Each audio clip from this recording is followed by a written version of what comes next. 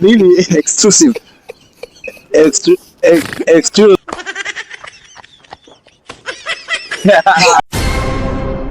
Bwana, mambo vipi? Katika pitapita zetu leo mitaa hii ya Mbagala tumefika eneo moja hapa, kuna brother anatengeneza meza, furniture.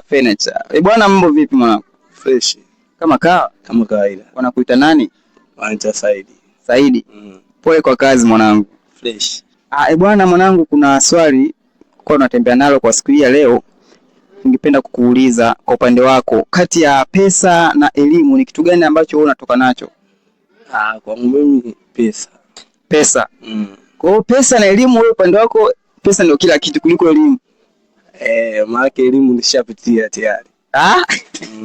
Kwa upande wako pesa ndio kila kitu kuliko elimu. Kwa hiyo ukiambiwa sasa hivi uende ukapate elimu au uje upate pesa, unaenda kwenye pesa? Kwanza na pesa kwanza. Kwamba cha kwanza ni pesa. Mambo ndo yanaenda sahihi, kila kitu kinanyooka kwa pesa. Kwa hiyo pesa ndio kila kitu. Mwanangu umetisha mwanangu. Umetisha sana. Ila kuna challenge hapa nataka nikwambie urudie sentence ambayo utaitamka. Hey, y'all come look at this. Naomba utamke exclusive. Simple tu mwanangu. Really exclusive. Exclusive.